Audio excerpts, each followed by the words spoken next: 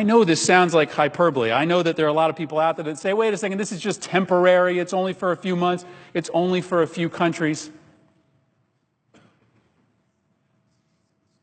But people are listening and watching. Which direction are we heading? Do we really care about the things that we have always cared about? Millions upon millions of people all across this country and all across this world are watching. What do we do? Is this a partisan issue? Or can we commit ourselves together to stand up for those basic ideas of America's founding? There are two little girls that are watching most closely, who are watching to see if we can rise above partisanship and deliver to them the promise that has been made real for millions and millions of Americans who call this place home. Fadi and his family were exactly the kind of people that this country historically has been able to rescue from war-torn countries, from terror and from torture. His family had experienced torture. His children, were they to return to Syria, would face potential death. And he went through all of the processes that we asked him to. He didn't go into the shadows. He didn't hide. He applied for asylum status. It was granted in 2015. He followed forms that would allow for his wife and two daughters to follow, and those visas were issued last Tuesday on January 24th. Originally, they had a flight that was scheduled to bring his wife and these two little girls to the United States today.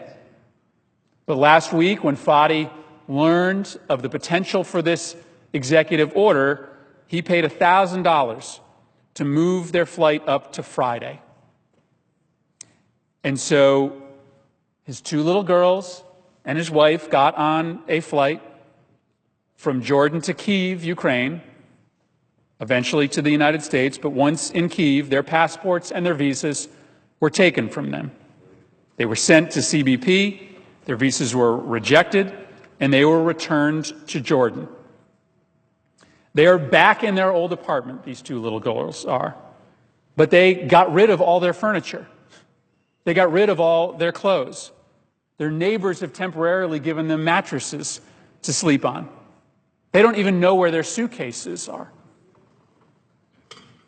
And their father, who is ready to greet them at the airport here in the United States, may never see them. They are scared to death. I have two little boys who are the exact same age. I have an 8-year-old, and I have a 5-year-old. And I think about what these two little girls went through, getting ready to finally go see their dad, who had gone through an epic struggle to try to find some place in this world where his two little girls could be safe. He found it. He found it in America. He found it in my state of Connecticut. He found it just like hundreds of thousands of other people who fled war-ravaged Europe, who fled the bombing in Vietnam, who left Albania and Kosovo to come live a better life, just like they found it. And he was ready to go to the airport to welcome his two little girls, and they were told that they're not leaving. You're not going to see your dad. You're going back to Jordan and potentially, eventually, back to Syria.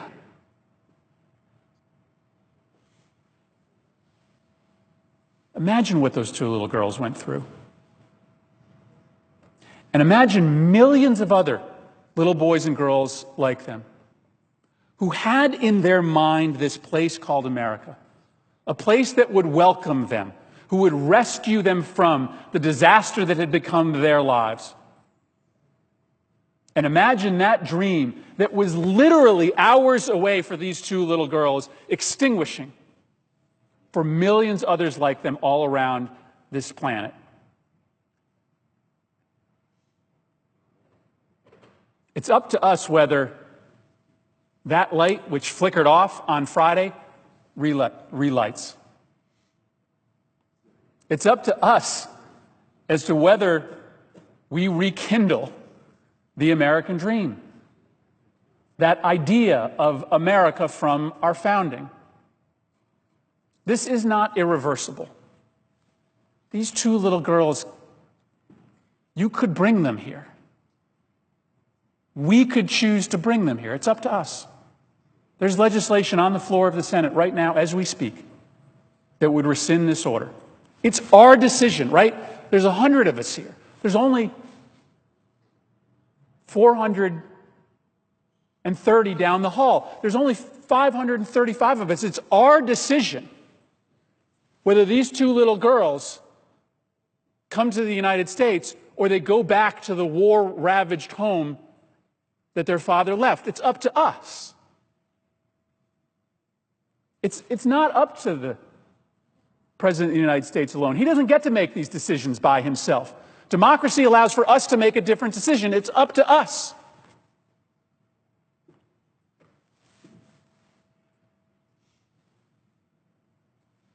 I believe that we can do it. I believe that we can bring these girls here.